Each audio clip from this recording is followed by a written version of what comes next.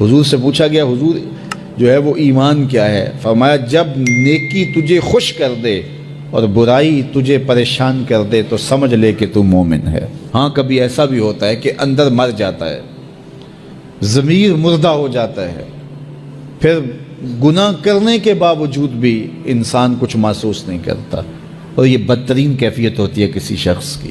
پھر نہیں پتہ چلتا کہ وہ اچھائی کر رہا ہے اور برائی کر رہا ہے۔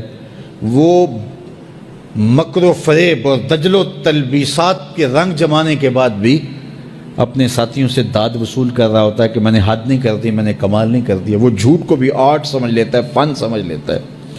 وہ مکر و فریب کو بھی اپنی فنکاری تصور کرنے لگ جاتا ہے۔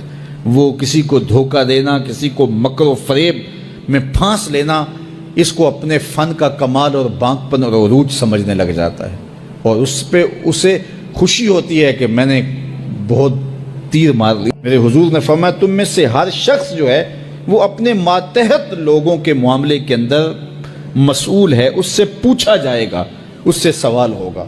آپ اگر ایک باپ ہیں تو 8 4 5 بچے آپ کے زیر کفالت ہیں، تو ان کے معاملات کے آپ ذمہ دار ہیں۔ اگر آپ ٹیچر ہیں تو شاگردوں کے معاملات کے ذمہ دار ہیں۔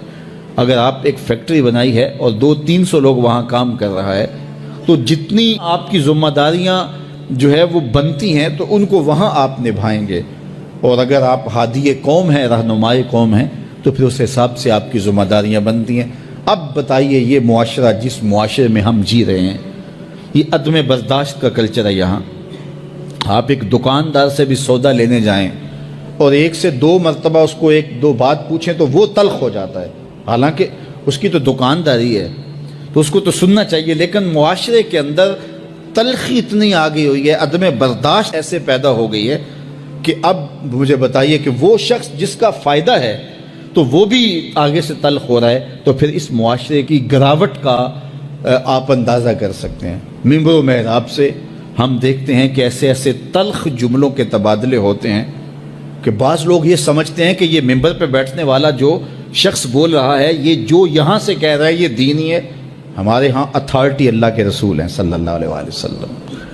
اگر میں اپنے جو ہے وہ نفس کے شکنجے میں کسا ہوا ہوں اور اپنی انا کے جو ہے وہ پنجرے کے اندر ہوں اور میں اس کو دین قرار دیتا ہوں، تو یہ میں اپنے پہ بھی زیادتی کرتا ہوں، لوگوں پہ بھی زیادتی کرتا ہوں۔ میرے کارواں ہے میرے حجاز اپنا، اس نام سے باقی ہے آرام جاں ہمارا۔ تو ہمارے لیے وہ سند ہے۔ تو اگر میں بھی یہاں اپنی گفتگو کو اس انداز سے مرتب کروں کہ اس سے معاشرے کے اندر بد اخلاقی کی نمو ہو، تو پھر مجھے بتائیے گا کہ آپ خیر کہاں سے تلاش کریں گے؟ چوں کفر از خانہ کعبہ برخیزت کجا ماند مسلمانی۔ ایک فارسی شاعر نے کہا کہ جب کعبے سے کفر کھڑا ہو جائے تو پھر مسلمانی آپ کہاں سے تلاش کریں گے؟ ممبر و محراب جس کی ذمہ داری ہی حسن اخلاق سکھانا تھا، تو اس کی ذمہ داری جو تھی اس کے برعکس وہ کام کر رہا ہے۔ جس کا کام تزکیہ قلوب تھا، تصفیہ باطن تھا، اب وہ سالکین کا تصفیہ کرنے کی بجائے ان کی جیبیں صاف کرنے کے چکر میں ہے کہ تمہارا دل تو صاف نہیں کر سکتا، تمہاری جیب صاف کر دوں گا۔ تو پھر مجھے بتائیے کہ جو مسند مشیخیت کے اوپر بیٹھا ہے وہ کس گراوٹ کا شکار ہے؟ اس لیے مجھے اور آپ کو اپنے ماحول کے اندر جہاں ہم بیٹھے ہیں، ہمارے ماحول سے وابستہ صرف 3 آدمی ہی کیوں نہ ہو، تو ہم وہاں تو خیر اور وہاں تو بہتری پھیلانے کے لیے کوشاں ہو، اور جب ہم ایسا کریں گے تو میرا مالک ہماری مدد کرے گا۔ تو یہ وہ نمایاں چیزیں ہیں ہمارے دین کی، حسن اخلاق اور حیا۔ تو ہمیں اچھائی کی طرف اپنے آپ کو راغب کرنے کے لیے اپنا محاسبہ ضرور کرنا چاہیے۔ ہر شخص کو اپنے خاندان، اپنے بچوں کی تربیت کا اہتمام کرنا چاہیے۔ اگر سارے افراد خانہ بیٹھ کر کے پلاٹوں کی، کوٹھیوں کی، گاڑیوں کی باتیں کریں گے روز، تو حفظ دنیا پیدا ہوگی، ہرس پیدا ہوگی۔ اور اگر روز بیٹھ کر کے آپ اطراف کی اور لوگوں کی برائیوں کا ذکر کریں گے تو نفرتوں کے بیج روحوں کے اندر لگ جائیں گے، جو کبھی تناور درخت بن کر کے زندگی کی ساری توانائیوں کو چھین لیں گے۔ اور اگر ہم اپنی برائیوں اور کوتاہیوں کا جائزہ لیں اور اچھے اخلاق اور اچھے کردار کی نشأت کے لیے ہم کوشاں ہو جائیں تو ہماری یہ کوشش ضرور برابر ہوگی اور نتیجہ خیز ہوگی، اور اچھا خاندان اچھے معاشرے کی تشکیل کا ذریعہ بنتا ہے۔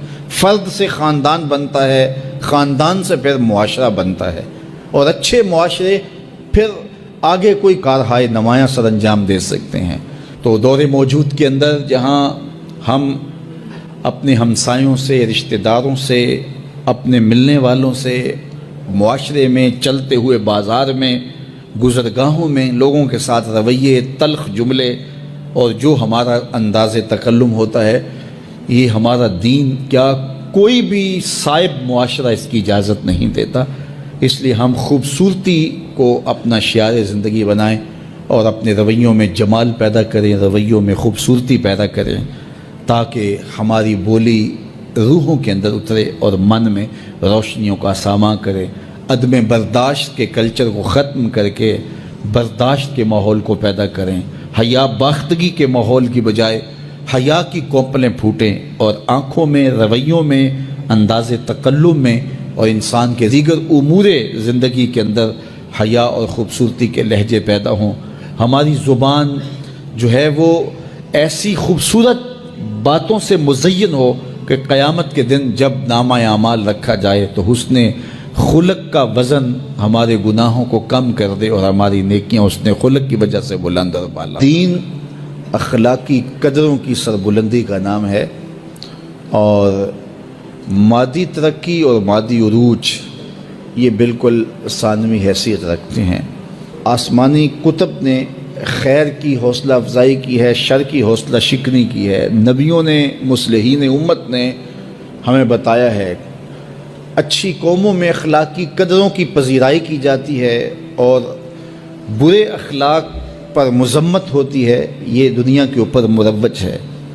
لیکن اگر یہ سب کچھ نہ بھی ہو تو پھر بھی انسانی فطرت کے اندر یہ چیز رکھی گئی ہے کہ خیر کیا ہے، شر کیا ہے۔ یہ مجھے اور آپ کو پتہ ہے اچھائی کیا ہے، ہمیں پتہ ہے کہ برائی کیا ہے۔ تو ہر شخص کے اندر مفتی بیٹھا ہوا ہے، وہ میز کے اوپر سے رشوت لینے لگے یا میز کے نیچے سے پیسے پکڑنے لگے، اندر گھنٹیاں بجنا شروع ہو جاتی ہیں، تم غلط کر رہے ہو۔ دیوار رکھتے ہوئے ہمسائے کی 2 انچ دبانے لگے تو ضمیر آوازیں دیتا ہے کہ تم غلط کر رہے ہو۔ یہ اندر مفتی ہے جو فتوے دیتا ہے۔ کسی کمزور کے منہ پہ تھپڑ مارو، کسی کو اذیت پہنچاؤ، کسی کا حق غصب کرو، کسی کے حقوق پامال کرو تو اندر گھنٹیاں بجتی ہیں کہ صاحب غلط چل رہے ہو۔ تو یہ اندر ضمیر انسان کو بتاتا ہے، یہ دل مفتی بیٹھا ہوا یہ بتائے گا اچھائی کیا ہے۔